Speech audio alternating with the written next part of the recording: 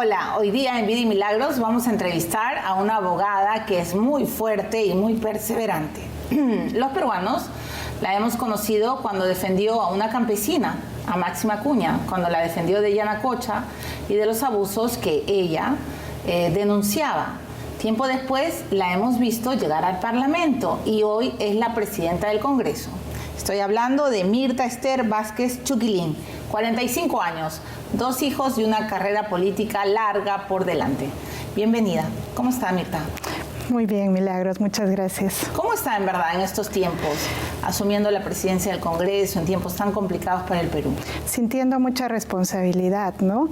No es fácil en estos momentos asumir un cargo como el que yo tengo, en medio de una crisis además profunda del país, y creo que eso nos pone un doble peso sobre nuestros hombros, ¿no? Y claro, en estos momentos uno no puede decir que está en un puesto de privilegio, sino en un puesto que nos impone muchísima responsabilidad de cara a lo que tenemos que responder a la población, a este país sumido en una total problemática, ¿no? El día que ocurre todo lo que los peruanos ya sabemos, este complicado momento en el que no se sabía quién iba a ser presidente del Congreso, se pensó que en un momento iba a ser Rocío Silva Santisteban, luego se presentaron más listas, en fin, fueron horas demasiado complicadas hasta que finalmente triunfa la lista de Sagasti como presidente y de Vázquez, usted, como vicepresidenta. Ese día, cuando ya están los votos y cuando se sabe que Francisco Sagasti va a reemplazar a Manuel Merino, después de la vacancia a Martín Vizcarra, ¿qué es lo que piensa Mirta Vázquez? En realidad mi primera sensación fue de preocupación, ¿no? Porque yo sabía que estaba en ese momento asumiendo una responsabilidad tan grande que me podía sobrepasar.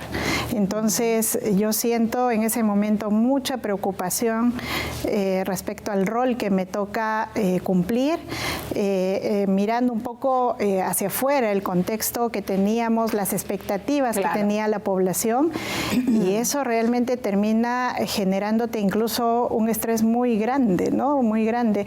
Además de, claro, es un momento también importante políticamente, personalmente uno dice, no hubiese pensado jamás estar en esta postura, pero sí es un momento en el que alguien como yo entra en un proceso de preocupación profunda, ¿no? ¿Y quién le dio el mejor consejo o el mayor consejo? Yo creo que en ese momento quien estaba muy cerca a mí justamente era Rocío, ¿no? Y Rocío me animó mucho a asumir este cargo. Rocío Silva Santisteban. Sí, Rocío Silva Santisteban.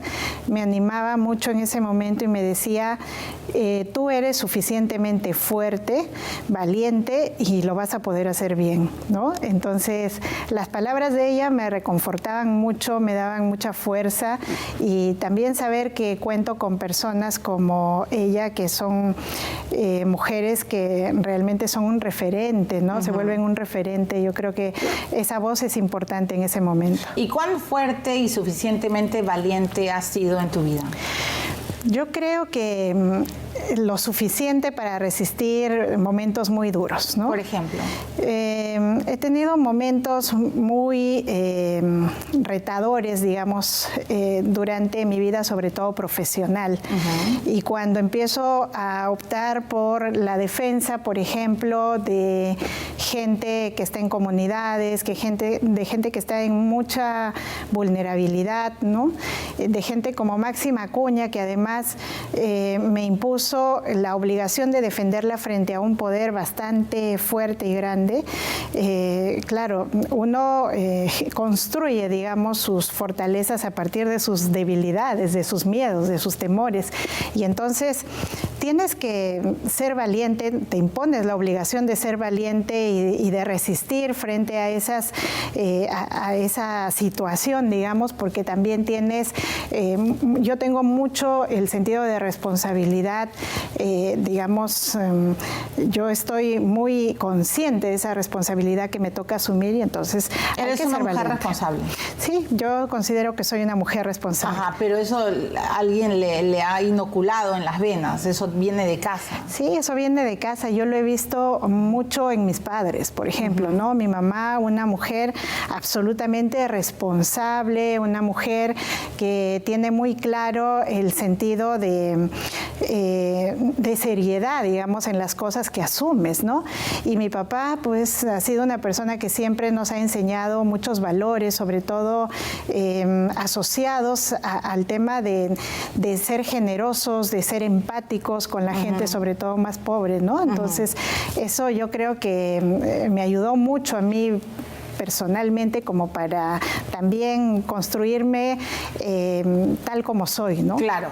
Los periodistas conocemos a Mirta Vázquez de hace muchos años como la abogada defensora de varios comuneros que en algún momento fueron criminalizados por sus demandas. Por supuesto la conocemos como la abogada defensora de Máximo Acuña. Creo que el litigio duró 5 años y bueno, ha tenido una larga historia en este proceso. Ha sido un tema muy mediático, no solo en el Perú, sino a nivel internacional. Pero también los periodistas sabemos de las amenazas que usted de repente no ha contado mucho. Ha tenido varias amenazas de muerte. ¿Cuál fue la peor? ¿En qué momento sintió que su vida estaba realmente en peligro? Bueno, hay varios momentos, ¿no? Yo creo que me doy cuenta que estoy frente a un peligro real cuando empezamos con esta lucha por la defensa de las comunidades hacia el año 2005, 2006, que empieza una pelea frontal, digamos, con las empresas mineras en Cajamarca. Empezamos a recibir amenazas. La primera amenaza que yo recuerdo fue una en la que me llamaron por teléfono y me dijeron que si yo seguía fastidiando, ¿no? Iba a terminar... Me dijeron una expresión como esta, ¿no?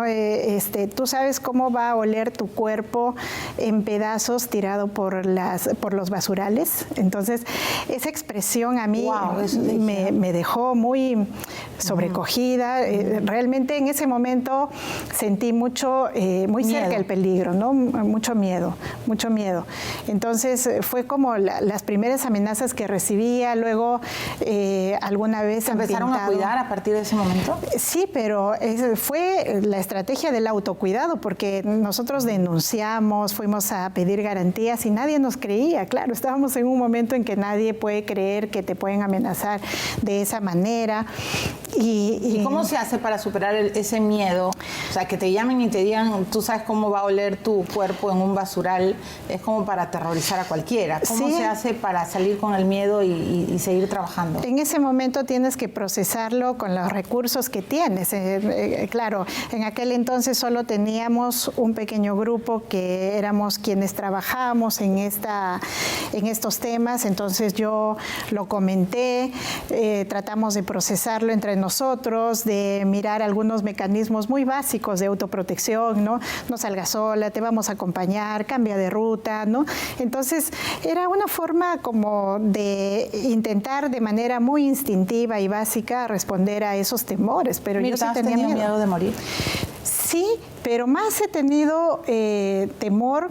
Yo creo que en ese entonces procesas diferente el peligro, ¿no? Porque dices, sí, me pueden hacer algo, pero bueno, tu temor es personal y propio. Cuando he tenido más miedo, incluso de que me hagan algo, es cuando ya he tenido mis hijos y seguían este tipo de amenazas. Entonces, sí, muchas veces ya cuando he tenido mis hijos me he preocupado mucho porque, claro, tú sientes que también hay personas que dependen de ti, en este caso los pequeños. Y de hecho lo peor que podría pasarte es que atenten o que le hagan algo a tus hijos. Sí, es la peor pesadilla. De hecho, hubo 2 eventos en los que realmente fueron un ataque a mis hijos, ¿no? En una oportunidad cuando recuerdo yo que salimos a un compromiso con mi esposo y bueno, teníamos a una persona que nos ayudaba a cuidar a Flavia, que estaba todavía bebé, y se quedaron solas en la casa. Y en un momento la señora que la cuidaba me dice, salimos 1 hora al parque, 1 hora. Y en ese momento se metieron a mi casa y no a robar. No nos robaron una sola aguja, sino que entraron para intimidarnos, rompieron los vidrios de la mampara de la sala, encendieron las luces, movieron los muebles, nos dejaron una señal clara de podemos entrar fácilmente cuando decidamos así, y siempre me quedó como la duda de entraron por mi hija y no la encontraron, o realmente solo fue una señal para decir cuando querramos entrar lo hacemos, ¿no? Y el hecho de que haya sido un ataque dirigido además a decirme cuando tú estés distraída podemos venir por tu hija, me terminó generando pues una tensión terrible, ¿no? Y luego fue contra mi hijo Nicolás cuando nació y bueno, estaba también bebito, teníamos a otra chica que nos ayudaba también a cuidarlo y salió al parque y de pronto llegaron 2 tipos vestidos de policías con armas, se pararon frente a ella y le empezaron a decir ¿de quién es el bebé? Y claro, yo le había dicho a esta chica claro, que no dé ningún tipo de datos a nadie, ¿no? Y ella trató de negarse y dijo, no, es que yo recién he entrado a trabajar, es que yo no me acuerdo del nombre de los señores. Y entonces le dijeron, es el hijo de la abogada. Y ella, claro, no tuvo más que asentir, le dijo sí, y le dijo, y viven acá a la vuelta. Esta gente sabía dónde vivíamos, sabía que era mi hijo, le anotaron en un cuaderno, dice que le anotaban cómo estaba vestido en ese momento el bebé, todo, y luego le dijeron a ella, no te asustes, solamente es para verificar y hacer un chequeo general, están robando bebés, le dijeron, ¿no? Y ella regresó asustada, yo por supuesto pedí información a la policía. Claro. ¿Y había sido un operativo de la policía? No, la policía negó rotundamente y dijo, jamás hacemos operativos de ese tipo. Cuando hay operativo, nosotros acá lo tenemos incluso detallado. ¿Y cómo haces para vivir con ese temor? Claro, en ese momento ha habido esos momentos en mi vida en los que yo realmente he tenido que intentar manejar ese estrés, esos miedos, ¿no? Ha sido muy fuerte para mí, he tenido que buscar en algunos momentos ayuda para que me pueda procesar, digamos, mis propios temores, ¿no? Porque yo estaba en una disyuntiva. Una cosa es que el miedo, y muchas veces este tipo de hechos están dirigidos a paralizarte. Por supuesto, entonces, a detenerte, a que no sigas. A que no sigas. Correcto, entonces, pero son tus hijos los que están de por medio. Y estás en esa disyuntiva, están de por medio tus hijos, pero también está de por medio otra gente que realmente a la que defiendes la vida. Y que cree en ti, correcto. Sí. Entonces, ¿y cómo se hace? Y tienes que buscar mecanismos. En ese momento buscas ayuda psicológica, buscas un soporte. Yo fui muy apoyada por la Coordinadora de Derechos Humanos que buscó los mecanismos para, por ejemplo, en Cajamarca vivíamos en nuestra casa que estaba implementada con cámaras, que teníamos todos los mecanismos, tuvimos que implementar todo un mecanismo de seguridad para que no entren. Yo he tenido seguridad porque la Comisión Interamericana de Derechos Humanos, frente a los hechos que sucedían, me dio cautelares y el Estado se vio obligado a darme seguridad. Y así tuve que resistir por muchos años, momentos muy duros. Y ahora, claro, también tienes seguridad porque eres la presidenta del Congreso. Pero vamos a ir a una pausa y vamos a regresar hablando de eso. Mirta Vázquez nunca presenta a sus hijos, no los muestra. Y no los muestra básicamente por seguridad. Ella ha dicho y ha confesado antes que es una situación complicada, ¿no? No puede tener la libertad de repente de usted, señora, o de usted, señor, que sale y tranquilamente puede tomarse fotos con sus hijos y ahí está, incluso las puede colgar en las redes. Ella no puede hacer eso. Después de la pausa vamos a hablar de todo lo que ha significado para ella esta exposición pública. Ya venimos.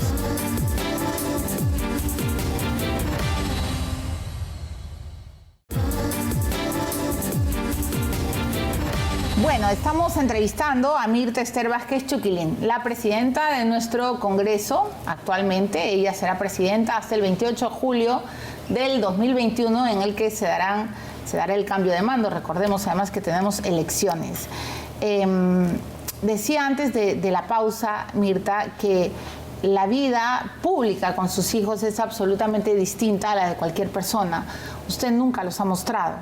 No los muestro por seguridad, no los muestro porque me parece que mi responsabilidad podría generar algún tipo de riesgo sobre ellos, y yo soy una mamá sobreprotectora, ¿no? Entonces no los muestro. Mi compañero, mi esposo, hace un rol fundamental también ahí, porque él está muy dedicado y junto a ellos, y también me ayuda mucho a ese mecanismo de protección. De protección. ¿Y qué dicen sus hijos de su trabajo? A ellos están creciendo, ¿no? Al principio no lo entendían mucho, ahora ya están un poco más grandes, y es interesante cómo lo van procesando, ¿no? A veces, sobre todo Flavia, mi hija mayor, reniega mucho. Ella está muy consciente. Además, los dos están en la dinámica siempre de mirar. Son niños un poco particulares porque siempre están mirando las noticias y preguntando qué pasa, ¿no? Tan chiquitos y ya miran los noticieros. Sí, porque saben que mamá va a salir ahí. Sí me involucra, ¿no? Y están siempre preguntando, y aún así Flavia a veces reniega y me dice: mamá, ¿por qué no estás con nosotros? ¿Por qué no dejas de hacer eso? ¿No? Y después yo, cuando le hablo un poco y le cuento lo que hago, ella misma también ve en las noticias, luego reflexiona, reacciona. El otro día me decía: mamita, no te preocupes, anda tú tranquila, yo sé que estás haciendo tu trabajo para cambiar el mundo, ¿no? Entonces eso a mí me llenó como me emociona mucho a veces cómo reflexionan ellos. Sí, ¿no? Claro. Sí, y además estás haciendo cosas por la historia del Perú. Nicolás también es muy reflexivo. Ajá. Él escucha. Hace tiempo, cuando yo hacía el trabajo de defensora, de abogada, ¿no?, de las comunidades, alguna vez Flavia estaba reclamando y dijo: ¿por qué te vas a ir de viaje otra vez? Porque yo los últimos años estuve defendiendo gente en Las Bambas, en Apurímac. Entonces eso era un viaje larguísimo y días de morarme ahí. Entonces Flavia reclamaba: ¿por qué te vas? Y de pronto Nicolás, que era más chiquito, dice: calla, que si sigue reclamando la gente se va a la cárcel y niños se quedan sin sus papás, le dice, ¿no? Wow. Entonces, claro, esas reacciones de ellos a veces me hacen pensar mucho, ¿no?, en que por un lado digo, pobres, están madurando muy rápido, pero también son niños que están entendiendo muy bien el compromiso social que tenemos que asumir. No, y además niños empáticos, ¿no? Y niños muy piensan empáticos. En nosotros. Piensan mucho en nosotros. Te reclaman la ausencia. Sí. ¿Has tenido culpa por eso? Las madres, las mujeres a veces solemos sentir culpa por trabajar y de repente por no estar mucho rato. Sí. O sea, está estudiadísimo además el tema. Pero ¿sientes culpa? Sí, es inevitable, creo, la culpa. ¿Por qué? Porque a pesar de que seamos mujeres que asumen conscientemente responsabilidades, además estamos empoderadas, ¿no? Tú tienes claro tu rol. Tienes, incluso en mi caso, yo tengo toda la suerte de tener el apoyo de mi compañero, que siempre está diciéndome: tú tranquila, yo estoy acá con los hijos, ¿no?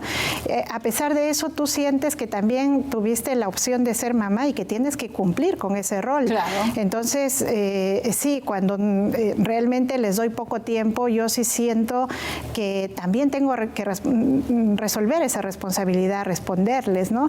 Y claro, por ejemplo, la semana pasada, que me dio mucha bronca porque realmente yo me he pasado, desde que asumí la presidencia del Congreso, me la he pasado metida en el Congreso, y decidí la semana pasada, porque era 6 de enero, era el cumpleaños de mi hijo, cumplía 7 años, y dije: me voy a Cajamarca porque ellos están ahí y me voy para pasar con ellos, no para descansar. Ah, bueno, te cayó barro con licuadora. Claro, porque yo seguía haciendo trabajo virtual, pero quería estar al lado de mis hijos esos 3 días, y bueno, todo el mundo salía a reclamar. La presidenta se fue de vacaciones, ¿no? Pero pudiste engañar como otros políticos. políticos, pudiste decir que estabas en algo de representación. Es más, ¿No alguien me dijo eso, tú tienes que decir que estás en trabajo de representación en Cajamarca. Le dije, no, porque yo no quiero decir eso, no me da la gana de decir eso, quiero decir que quiero cumplir como mamá, quiero estar al lado de mi familia.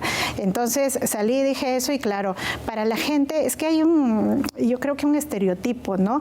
Que asocian que las mujeres cuando estamos en la casa no hacemos nada, ¿no? No hacemos nada. Entonces, por eso decían, está en su casa, está de vacaciones, pues, sí, claro. ¿no? A pesar de que es una gran mentira, ¿no? Es el una trabajo gran mentira del hogar porque es tan fuerte, tan intenso. Y no solo el trabajo del hogar, sino que el estar ahí en la casa ahora, incluso uno no se puede deshacer de las responsabilidades. Yo seguía trabajando virtualmente con las reuniones, que esto y que el otro, pero solo el hecho de estar en la casa, como hace que se asocie esa figura de la mujer, no hace nada cuando está en su casa, ¿no? ¿Eres una buena mamá, Mirta? Tendría que preguntarle a mis hijos, pero fíjate, yo no soy una mamá típica. Yo no soy la mamá que, y esto es una confesión más pública porque la gente muy cercana a mi entorno la conoce bien. Yo nunca aprendí a cocinar, yo no cocino, yo no lavo, yo no plancho, yo no sé peinarles, a mi hija no le sé hacer esos peinados lindos que las mamás le suelen hacer a las niñas, ¿no? Soy muy, un poco negada para las labores del hogar, no las desarrollé. Entonces yo supongo que mis hijos... otras habilidades. Sí, y yo supongo que mis hijos, y a veces me lo han dicho, ¿no?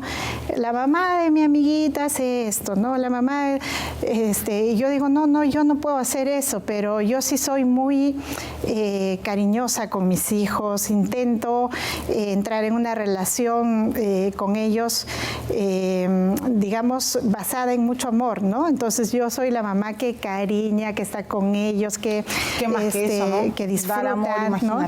Entonces creo que ellos lo valoran, porque a veces me han dicho cuando mi esposo no está, y entonces yo les digo, bueno, vamos a cocinar algo, y entonces ellos un poco preocupados me dicen, mamá, por favor. No, mamita, tranquila hasta que regrese o compremos algo, ¿no? Porque tienen miedo que yo soy tan inútil que piensan que Sí, te comprendo y comparto absolutamente lo que estás diciendo. Entonces ellos hasta me cuidan en eso, no te preocupes, ¿no? Ellos yo creo que están ¿Cuál es contentos. el valor más importante que les estás enseñando?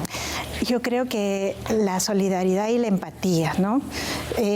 Yo insisto, y creo que ellos la tienen muy clara, yo insisto mucho en que no podemos quedarnos en mirarnos a nosotros mismos y nuestro propio bienestar. Eso no alcanza. ¿Y qué no aceptas, qué no negocias en otra persona? Digamos, me queda claro que eres empática y que eres solidaria, lo has demostrado 1000 veces y en muchas oportunidades, pero ¿qué no estás dispuesta a tolerar ni siquiera en tus hijos? La falta de ética, incluso en mis hijos, ¿no? Yo siempre les digo, hay que tener valores. Y la ética que está compuesta por el tema de la verdad, por el tema de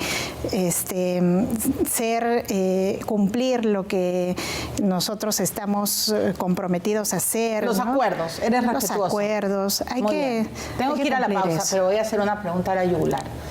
El Partido Morado traicionó a Rocío Silva Santisteban. Ella estaba a punto de convertirse en la presidenta de nuestro país cuando recularon, cuando los votos fueron cambiando. Luego Guzmán pedía que Vizcarra regresara, luego presentaron otras listas, etcétera, etcétera.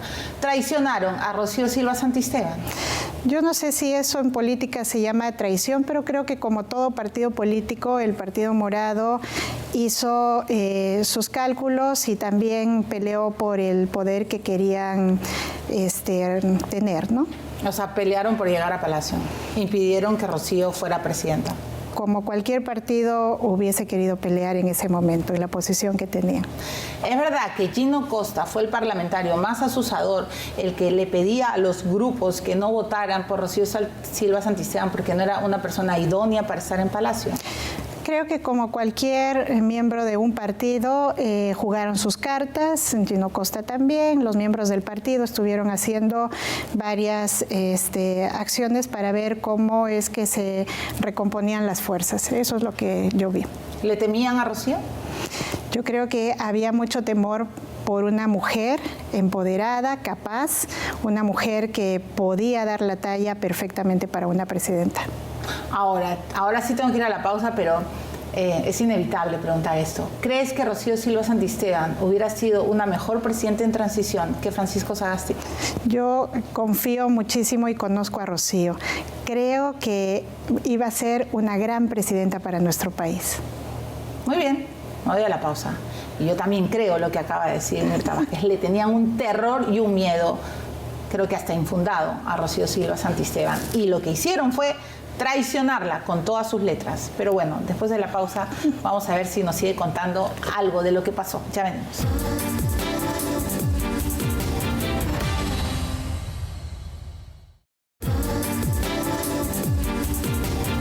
Entrevistando a Mirta Vázquez, la presidenta de nuestro Congreso, Mirta Esther Vázquez Chuquilín, cajamarquina, por supuesto. A los 16 años ingresó a la universidad a estudiar Derecho.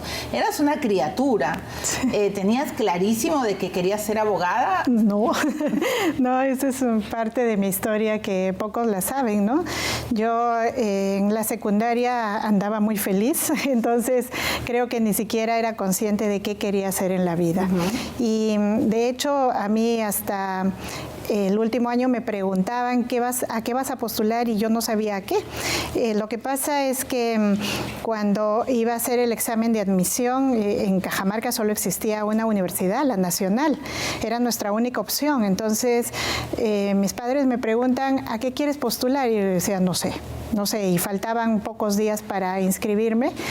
Y Pero pronto, verdad, a los 16 años es casi imposible saber qué quiere uno de la vida. Exacto. Todo el mundo me decía, qué responsable, no sabía. Y digo, es que a los 16 años tú estás pensando en otra cosa. Totalmente. ¿No? Y claro, anunciaron que la Universidad Nacional de Cajamarca ese año abría la carrera de Derecho.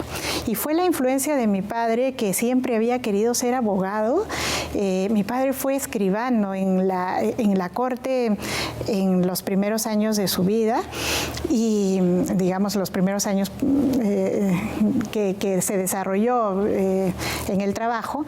Y claro, él tenía muchas ansias de esa profesión y me dijo, hijita, postula a esa carrera. O sea, ¿es parte de la primera promoción de Derecho? Yo soy la primera promoción de Derecho, la primera mujer graduada. ¡Wow! Y me animó él, ¿no? Y me dijo, postula, es una carrera linda. Y yo postulé porque mi papá me pidió. Claro. Y yo en la carrera todavía no me encontraba. De hecho, en el tercer año quería retirarme, porque decía, esto no es para mí. No, a mí no me gusta. ¿Y cuándo el abogado, la profesión de abogacía la terminó seduciendo, la persuadió? Fíjate, ¿cuándo? Mire, yo me gradué sin pensar que era mi vocación, o sea, pensando que en realidad no era mi vocación. Yo he tenido mucha suerte, postulé a una plaza en el Ministerio Público y entré. Entonces yo trabajaba en el Ministerio Público, estaba en una posición bastante cómoda trabajando y sentía que no era mi vocación todavía. O sea, un poco más y casi es fiscal. Claro, sí, yo estuve a punto de ser fiscal. Interesante. Y un hecho personal me hizo renunciar a la fiscalía. Cuando le encontré en realidad sentido a mi profesión, ahora te cuento, pero yo le encontré sentido a mi profesión cuando recién me empiezo a vincular con las comunidades, a ver la necesidad que había y dije, en verdad esta es mi vocación. Desde mi profesión puedo hacer cosas muy interesantes a favor de la justicia. Hay gente que empieza a defender a los vulnerables. Sí. Entiendo. Sí. ¿Y qué hecho personal le saca del Ministerio Público? Fue muy gracioso porque yo estaba en ese entonces muy enamorada de un compañero de trabajo ahí en la Fiscalía y estábamos con planes incluso de casarnos y todo. Era muy chistoso porque ahora pienso, a mis 23 años quería casarme y entonces de pronto rompimos en una cosa muy abrupta. Por la herida de amor se fue del ministerio. Y claro, yo de pronto dije, yo no puedo seguir acá mientras él sigue acá. Mirándole la cara al susodicho. Sí, entonces decidí renunciar a la fiscalía y me fui por eso.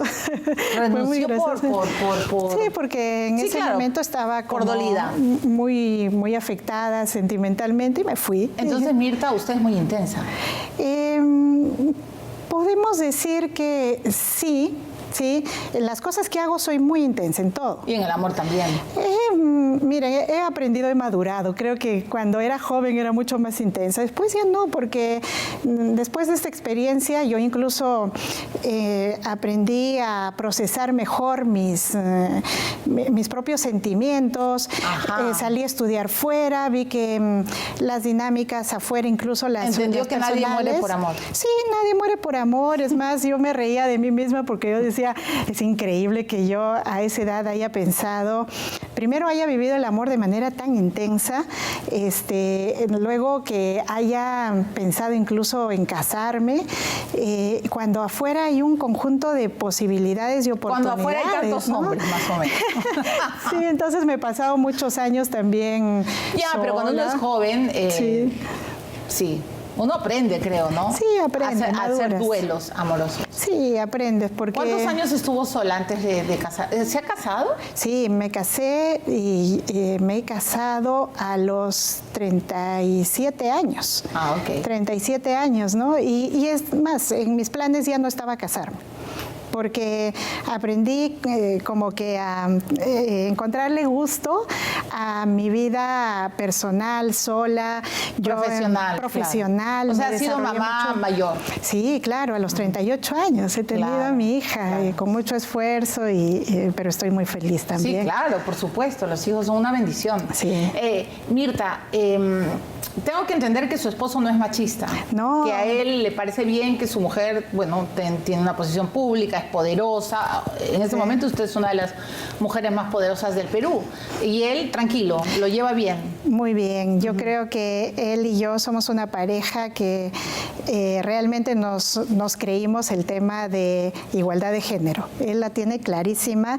Él es una persona muy generosa. ¿Qué profesión tiene él? Él es agrónomo. Ajá. Pero ahora mismo, en un momento cuando tuvimos nuestros hijos, tuvimos esta conversación de qué vamos a hacer. Yo iba más por la línea tal vez más práctica, ¿no? Yo decía, mira, ahora que hemos tenido a los niños hay que buscar una persona que nos ayude, y él me hizo entender. Yo recuerdo mucho esa conversación donde él me dijo, no, si nosotros decidimos tener hijos es para criarlos, no le podemos entregar a una tercera persona la crianza de nuestros hijos. ¿Él está en casa criando a los hijos mientras tú trabajas? Sí, porque en un momento ¿Cómo se llama su esposo? Paulo. Me saco el sombrero por Paulo. Quien lo conoce sabe que realmente él es un hombre absolutamente despercudido de los prejuicios. Por supuesto. Además es un hombre que toda su vida, por ejemplo, estaba acostumbrado a ser le ha gustado mucho la vida de hogar, ¿no? Claro. Entonces él Pero sabe... se da cuenta, o sea, él pocos hombres dirían, ok, yo me quedo en casa, ayudo en la crianza de los hijos y puedes ir tú tranquila a trabajar porque, o sea, te tocó esta vez a ti y mañana me puede tocar a mí. Sí, o sea, él me dijo, cuando yo estaba todavía en la defensa, en alguna oportunidad que le ofrecieron un trabajo fuera, lo discutimos. Entonces yo le dije, tienes todo el derecho. Si tú quieres irte, buscamos la manera. Yo también puedo asumir más responsabilidades en la casa. Y de pronto él me dice, mira, no, nuestros hijos todavía están pequeños y necesitan el apoyo y el acompañamiento por lo menos de uno de nosotros. Y lo que haces tú, fíjate lo que me dijo, lo que haces tú es más importante. Déjame que yo voy a bajar el ritmo y me voy a ocupar de ellos. Y de hecho, él es un papá impresionante. Los que conocen saben que desde que se levanta está dedicado a sus hijos.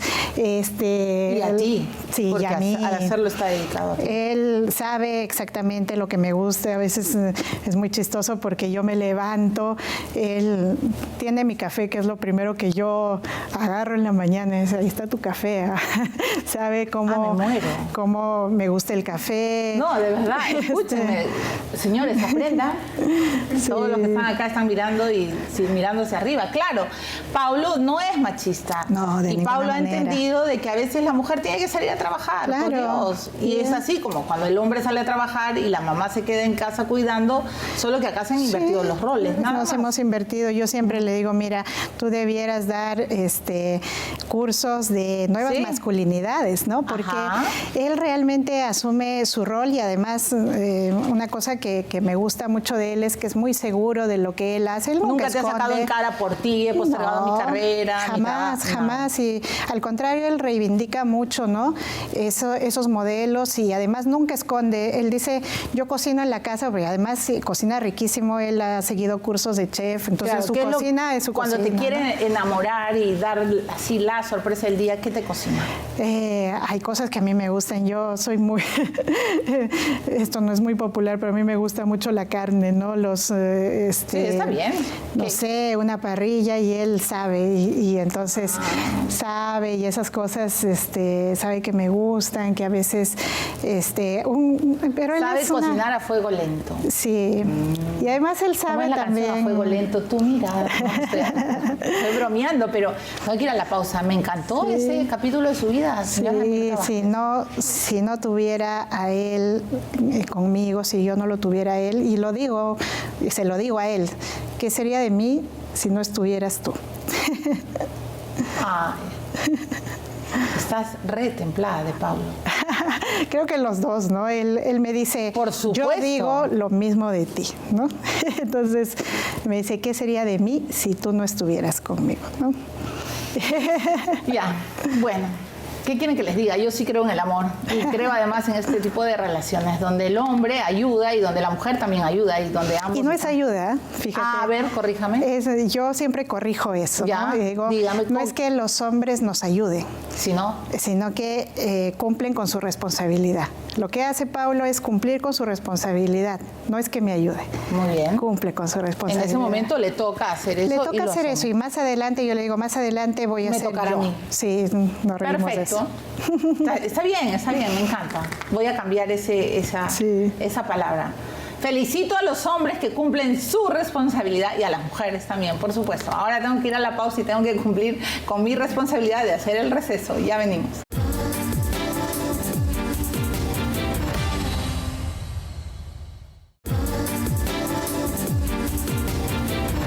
En el último tramo con Birta Vázquez, la presidenta actual de nuestro Congreso. Esta es una pregunta de rigor en el programa. ¿Cuál ha sido el milagro de tu vida?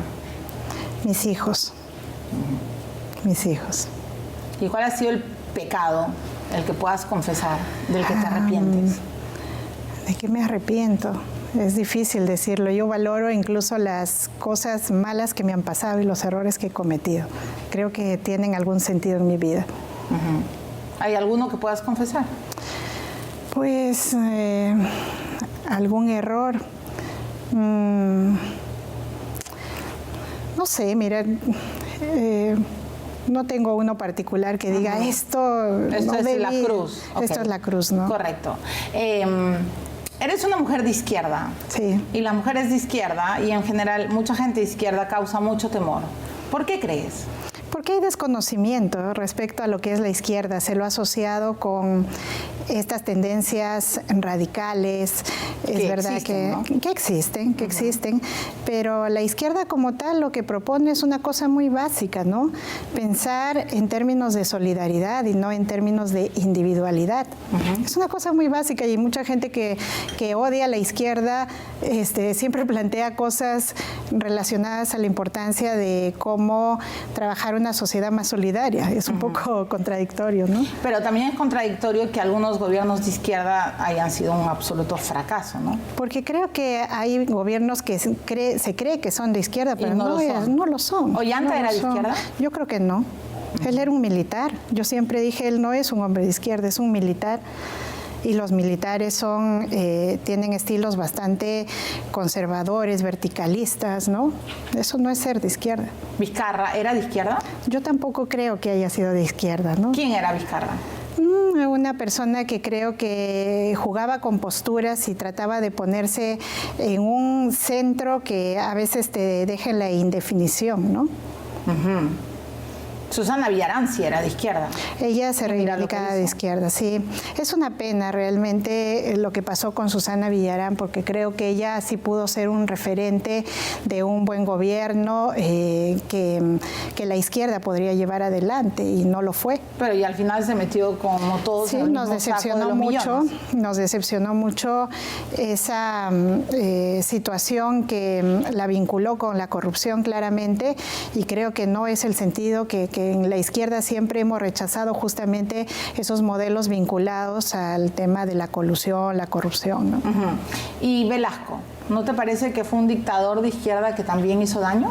Yo siento por Velasco un respeto en relación a la transformación que quiso llevar adelante. A su intención. Sí, a la intención. Pero de buenas intenciones está empedrado el infierno. Miren qué quedamos. Pero fíjate una cosa que yo creo que esto es seguro, lo que voy a decir va a sonar para la gente de derecha totalmente subversivo, ¿no? Pero yo creo que la reforma agraria fue un paso necesario para evitar la concentración de la propiedad que había en ese entonces y que ahora hubiese generado todavía muchas más desigualdades.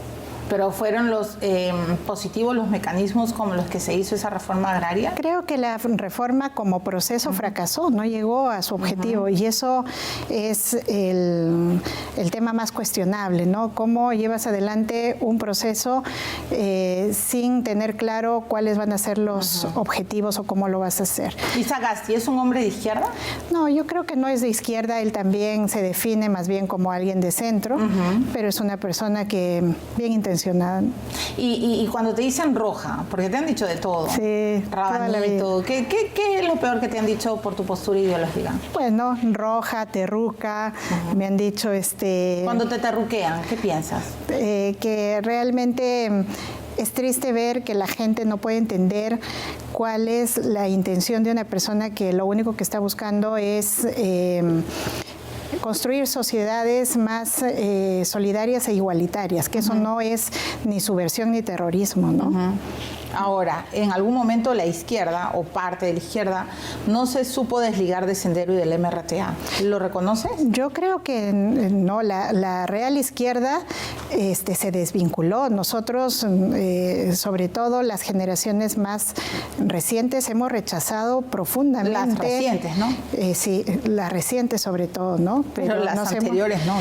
Las anteriores a lo mejor debieron ser más frontales con la violencia.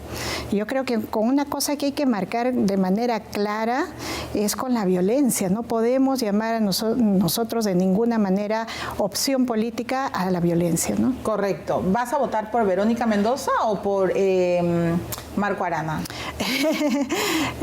Fíjate. Tengo que preguntarte porque sé que tú y Rocío se han alejado del Frente Amplio, pero... Yo soy una persona de izquierda y siempre optaré por una opción de izquierda. Pero entre Rocío y Verónica, ¿a quién prefieres? Entre Verónica y Marco, ¿a quién prefieres? Mira, genuinamente yo sé que los principios de la izquierda de manera más intacta los conserva Marco. O sea que a Verónica, ¿cómo la ves? Verónica es una persona muy interesante, de izquierda. Creo que ella como figura es una política que tiene mucho potencial, pero no me gusta a mí, lo digo abiertamente, muchos de los vínculos que se ha hecho para llegar al poder. Sí, como todos los partidos aspiran al poder y creo que a veces se hacen vínculos que son pragmáticos, pero que te terminan desligando un poco de determinados principios. O sea, con tal de llegar como sea y con quien sea. No, yo creo que son estrategias en la política sucede eso de manera muy frecuente y algunos dicen que son estrategias necesarias, ¿no? Porque dicen, te tienes que unir con alguien, tienes que hacer alianzas con alguien, ¿no? Y creo que eso es válido, pero también es válido para tomar una decisión, digamos, pero ya principistamente a veces tienes esa disyuntiva. ¿Quién está manteniendo? ¿Con quién te identificas que pueda mantener más intactos esos vínculos, ¿no? Sí, eso es cierto. Porque además se ha juntado con gente que uno no hubiera pensado que lo iba a hacer, ¿no? Sí, sobre todo en el periodo pasado, mucha gente se terminó desligando. Yo también no estaba cercana, pero lo hubiese hecho, digamos, ¿no? Si, por ejemplo, dentro de los principios que hemos ido construyendo, en uno de los principios, además, en los que yo creo fielmente como mujer política, además, es en la igualdad dentro de los partidos políticos y eliminar esas estructuras machistas. Entonces, si te juntas con un tipo que es misógino, machista, no. Por ejemplo. Vladimir Cerrón ha sido muy cuestionado por esos temas. Que se haya aliado con Vladimir Cerrón, ¿eso te decepcionó sobremanera? A mí me decepcionó y no estaba cercana a ella y no era miembro de su partido, pero muchas personas cercanas a ella se alejaron justamente por esos vínculos, ¿no? O sea, jamás harías una alianza con alguien como Vladimir Cerrón si es que estás a punto de llegar a la presidencia. Yo creo que no se debe hacer alianzas con quien contradice a principios básicos con los que tienes que luchar, ¿no? Tienes que construir sociedades democráticas, pero inclusivas. Ahora, la izquierda no tiene un doble discurso, y eso sí te quiero preguntar, porque además eres súper franca y aceptas preguntas, ¿no? Eso te agradezco. A veces veo discursos que son válidos y que son, por supuesto, que se exponen y se denuncian, de críticas de la izquierda hacia la derecha, pero cuando la propia izquierda comete esos mismos errores, los tapan y los ocultan y los trivializan. ¿Crees que hay un doble discurso, un doble rasero, como dicen algunos? No sé, yo creo que no, pero pueden haberse dado justo situaciones en las que no se ha sabido ser tan firmes como se es, digamos, en otras circunstancias, ¿no? Sí, yo exijo eso, por ejemplo, que seamos coherentes y que en diversos escenarios... Por ejemplo, voy a plantear ejemplos. Si un aprista joven o una fujimorista joven hubiera salido con la franqueza con la que salió Daniel Olivares a decir que fuma hace 20 años marihuana y que, bueno, él lo ve bien y es su opción recreativa, etcétera, la izquierda hubiera hundido, sepultado, fondeado a ese personaje. Pero sale Daniel Olivares y dice eso, y la izquierda tranquila, ¿no? Si, por ejemplo, Merino hubiera salido en una conferencia de prensa como la que salió ayer Sagasti y nadie lo hubiera entendido, o sea, estoy más que absolutamente segura que la izquierda lo hubiera fondeado, hundido, inventado 1000 memes y hubiera dicho 1000 adjetivos, pero con Sagasti tranquilos. A ese discurso quiero llegar, o sea, o eres crítico con todos o mejor no criticas. ¿No siente eso en la izquierda?